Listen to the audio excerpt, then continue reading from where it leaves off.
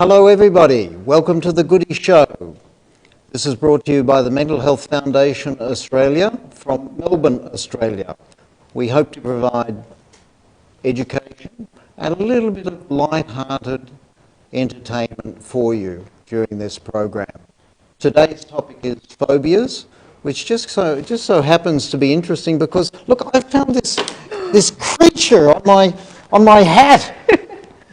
I don't know what to do with it. Eat it. Eat it. No, you look like a cockatoo, actually. Oh, yes. Perhaps you should eat it. Yes, I should eat it. However, I'm full. Thank you very much.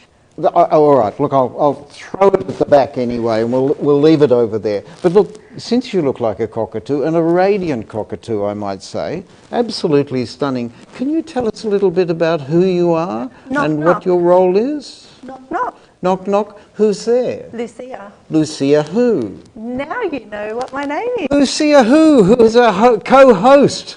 Fantastic. Isn't she lovely? What a beautiful outfit she's wearing today. And no doubt she will talk to you more about that. Absolutely. And I would like to introduce our guest of honour, our internationally recognised phobic expert, Dr. Malcolm Winstanley-Cross, who is here today to answer questions that we will present and also that some of our audience will present also as well. So can I ask you an initial question, please, to get the ball rolling,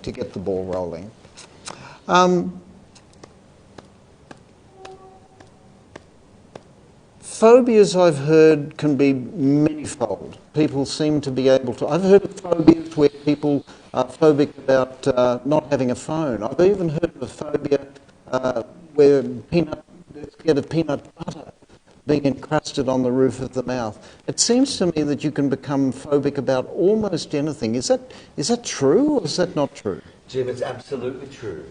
What you find is that the general public seem to be pretty obsessed about finding a name for a phobia, but actually phobias as a general category of anxiety disorders can be really about anything. And personally, I've worked with people who are phobic of the kind of predictable, and that would be things like spiders, snakes, dogs. But I've also worked with people who are phobic of buttons, people who are phobic of peach fuzz, people who are phobic of balloons. The list really is extensive, and that's simply because it's any event or object that's been encountered when someone's experienced a really heightened state of arousal or activation. What about situational phobias? Absolutely. So that would come into the category of social anxiety phobia. So they would be things like fear of social situations. Okay, and that might be the social situation itself. It could also be things that are required of people in social situations, drinking or eating in front of people. Any situation where one is exposed. I hear that public speaking is a huge fear for many people. I've heard that some people regard public speaking as akin to the feeling of death, in a sense, or they would rather be dead than to have to speak publicly. Do you know what? I think you've hit on something that's really important for people to understand about phobias. What's really important for people to understand is that they are a reaction or a response which is disproportionate to the event that's encountered by the kind of general population. But it's linked to the human fight-flight response, which was this evolutionarily adaptive, autonomic, which means out of our control, mechanism which was designed to keep us safe in times when our life was threatened. So that response is triggered by this event or situation or object. So it literally is, one has a response which is equivalent to life being under threat. Malcolm, how on earth would you treat such phobias?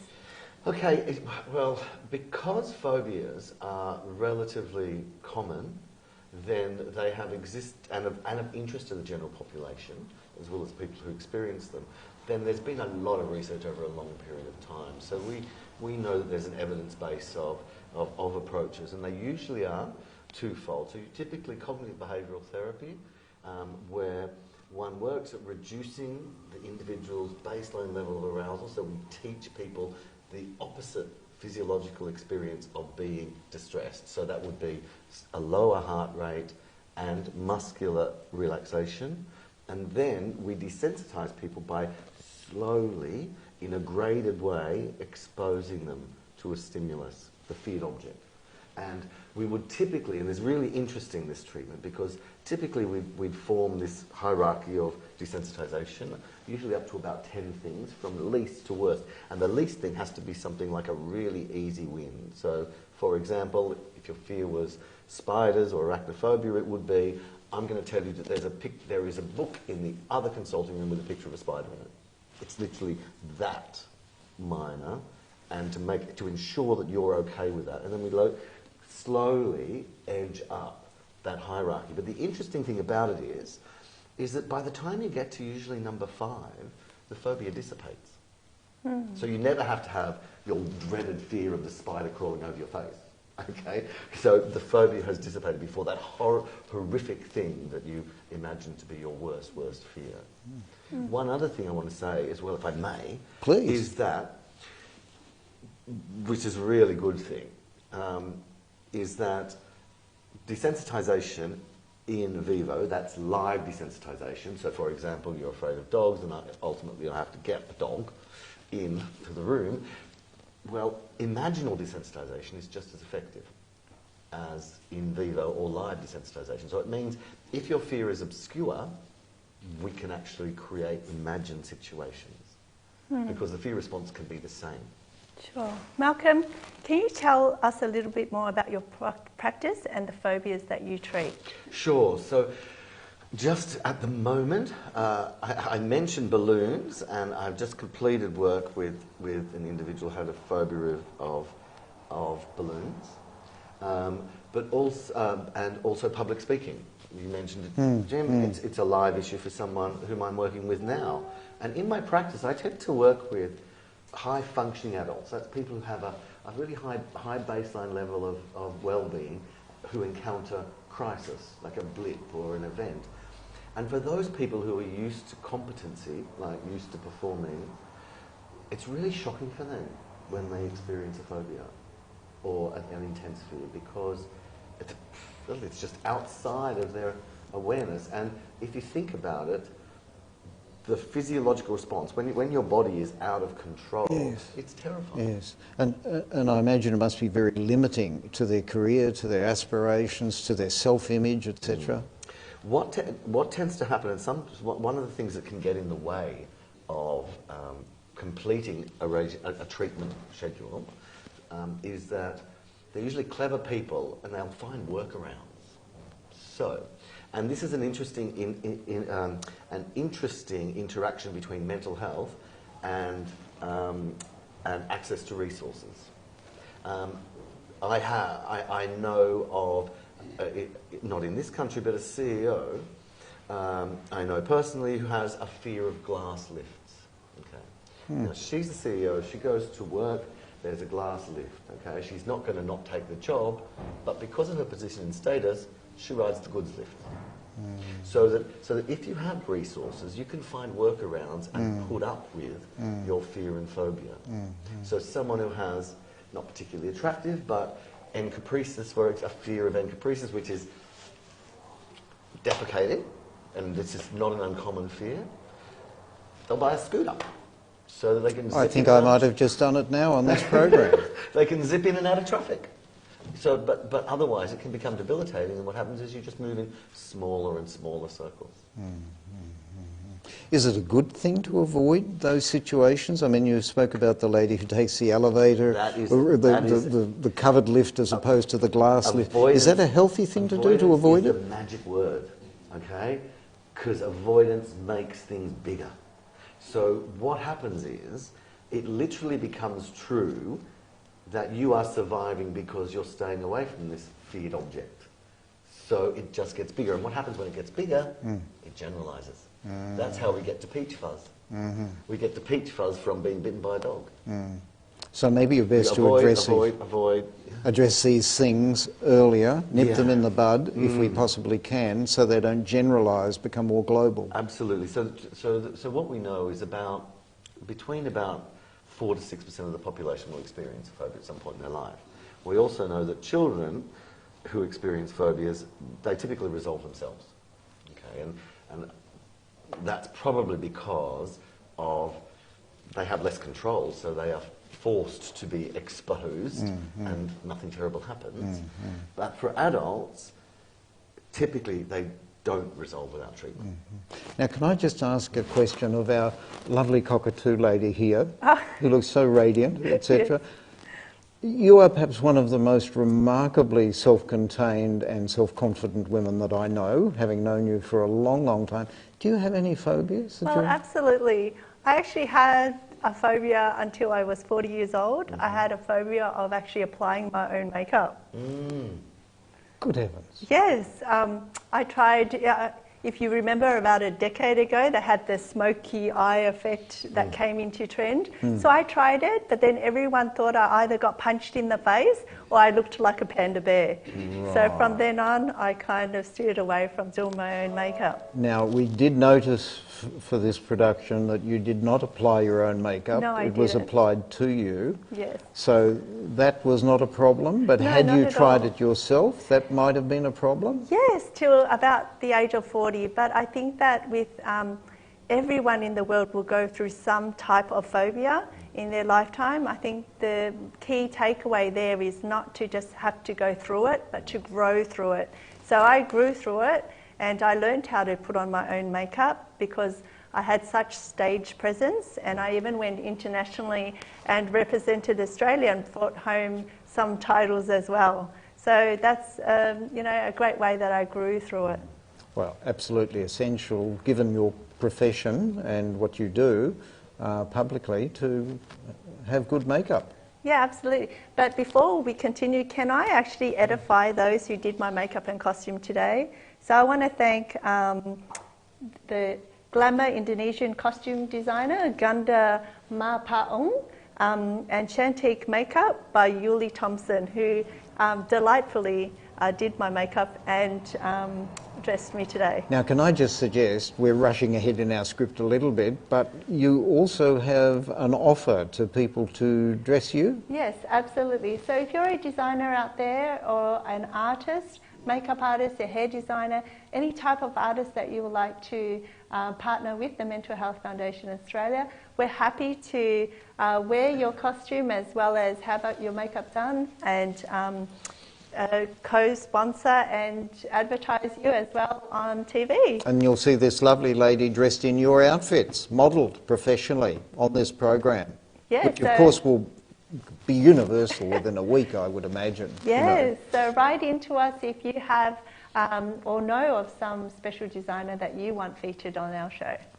Malcolm, is there a particular phobia that you regard as most disabling? Can you describe what the experience or the limitations that places upon the sufferer? Yeah. Some of the most difficult or disabling or difficult to treat phobias are ones, for example, where the presence of this cannot be detected. So, for example, fear of germs. Really Obsessive compulsive disorder like symptoms. Absolutely, but having a phobia of germs manifests itself in certain situations. So you can imagine where this fear, so often it's the fear of germs which precedes something like social phobia, so agoraphobia, not a desire not to go out. We saw this a lot during our recent pandemic, and the trouble is the fear, is the response proportionate? Because this is where, interestingly, individuals have to do what's the equivalent of due diligence, a risk assessment. They need to decide whether, is the risk really high? Is my response proportionate? Or is it not proportionate? And typically the golden rule here is, am I acting out of choice or am I compelled? Am I compelled to do something? And if I'm compelled to do something, then there's probably likely to be a problem. Okay. So that would be the distinction between a fear and a phobia. Well, I would go further to say that a phobia requires the because it's described externally as a disproportionate response, I would say that a phobia, in my definition, would be a response to an event, object, or situation that produces the production of adrenaline. Okay, that is triggering the human fight-flight response. So you would define it chemically? Absolutely, yeah, yeah. Because we all have fears, but can we maintain? Can we, as you said, push through them? Yes. I only have one fear of cockatoos. I'm going to bite your head off later. She will. She will. She's quite capable of it. Are you prepared to take some questions from our audience? I'd be delighted. Because I think I can see some very handsome, very willing people who want to ask some questions. And I think the first one is Gary, isn't it? Gary, your name, gentlemen. Please stand up. Just like to ask a question. How do phobias differ from ordinary fears? Yeah. I think it is the triggering of that human fight-flight response. So the kinds of symptoms that one would expect is shallow, rapid breathing, increased heart rate, often sweating, our body becoming what I would describe as an incredibly sensitive instrument for the detection of threat. So skin's more sensitive, heightened startle response, and this thing called hypervigilance, where we scan the environment for threats, constantly looking for threats. So there's a range of those symptoms, and the important thing to remember is that often when people don't realise that when they produce adrenaline, it's often a foreign experience, because they don't know what's going on, because they may well assess their situation as safe, so they're making this assumption that something terrible is going to happen. And that leads to catastrophizing about what's happening inside them, because it feels like that you're going to die, and then therefore you produce more adrenaline, so it runs on. Because the half-life for adrenaline is between 20 minutes to an hour. So you're not going to, there's nothing you can do after you've had this fight-flight response. There's nothing you can do for 20 minutes. You are still going to feel abnormal, okay? But your job then is really not to produce more. Now, I'm sorry, I jumped the gun. That's okay, Jim. Excuse me. Is there anyone else in the audience who would like to ask a question? Oh, hey. What symptoms and behaviours might indicate a phobia? Yeah. And how do they develop? Sure, just like the ones that I mentioned earlier, but let's see if I can give a more comprehensive list. So, they develop, going back, because of a perceived threat. And it's really important. You know, human beings are fantastic because we've got this frontal lobe, right? It has the capacity for abstract reasoning. Unfortunately, it has the downside of not only recognizing real threat, but we can perceive imagined threat. Okay? So, because we can think in an abstract way, we can worry and produce adrenaline even though we are physically safe. And so what happens is production of adrenaline does a whole pile of things which prepares our body to fight or run away. So in the situations where we need to fight or run away, the things that I'm going to describe to you are very helpful. Okay? That is shallow, rapid breathing to get more oxygen into our blood supply, and a rapid increase in our heart rate so that we can pump that oxygen around our body. That fuels our muscles. Muscular tension so that we are ready to fight or to run away. Sweating so that if we had to fight or run away, we would, in anticipation, be cooling ourselves already, because that's how we cool our body down.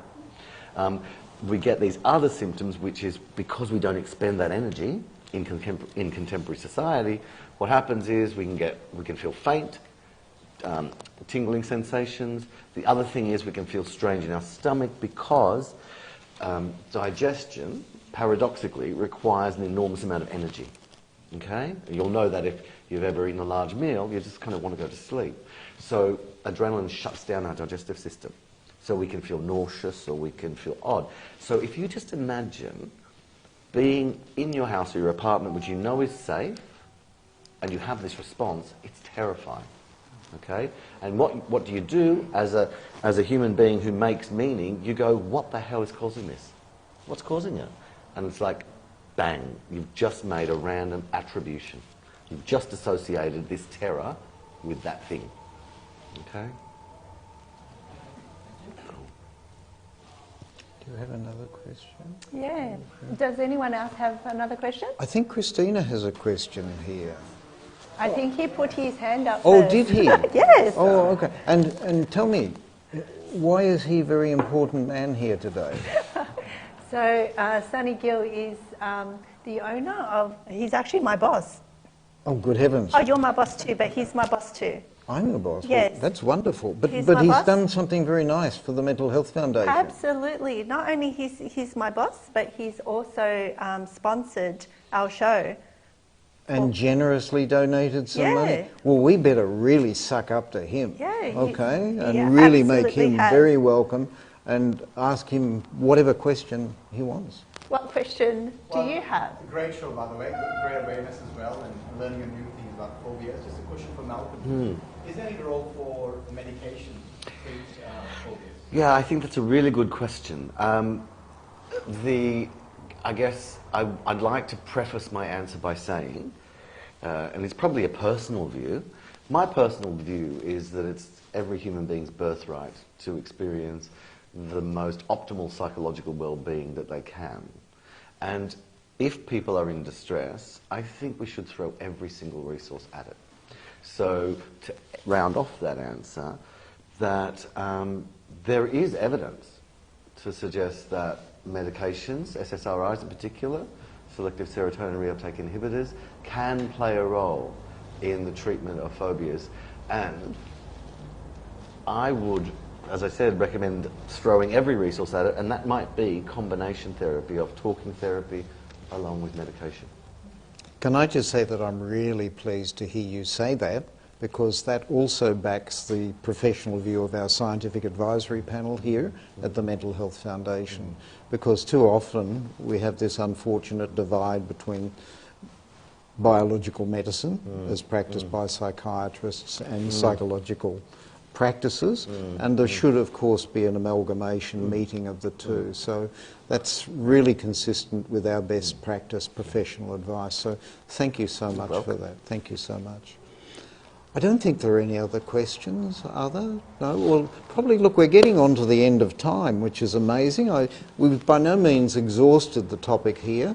I think we could go on for a long time because, Malcolm, I think your expertise in the area is absolutely remarkable. And, you know, it's been an absolute pleasure to have you here. Absolutely, my and pleasure. Where do people need to go to see you?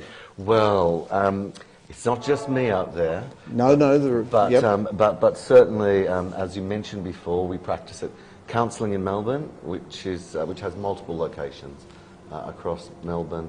And I'll give a plug for my other practice, which is Docklands Health in the Docklands here in Melbourne. Well, you certainly deserve a big plug. So, Yeah. Jim, can I add there to the audience as could well? I possibly stop you? No, absolutely not. You're very dominant on me. I know that. So to the audience, but also the audience who are watching, and thank you for watching, but if anyone would like, in the subject of sponsorship, if anyone would like to sponsor our show and be partnered with us to help us with our good deeds, please reach out to us, because everything here that we've done, talking with conversations, actually help other people work through their trauma as well and not feel alone. You can tell who's the business person in this panel, can't you?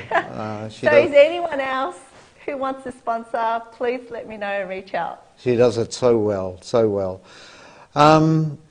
Next month, the Goody Show will deal with bipolar disorders, and we will have a consumer, someone who unfortunately suffers from this condition, and they will give their individual personal perspective.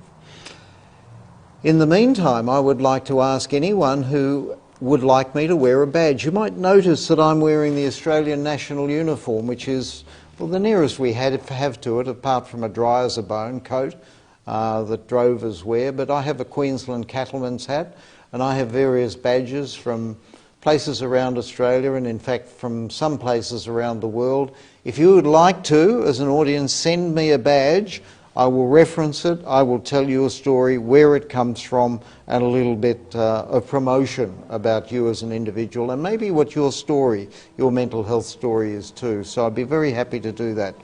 So from us, for the moment, I would like to finish with what I hope are the wise words, that money can't buy happiness. Did you know that? No, sorry, I disagree.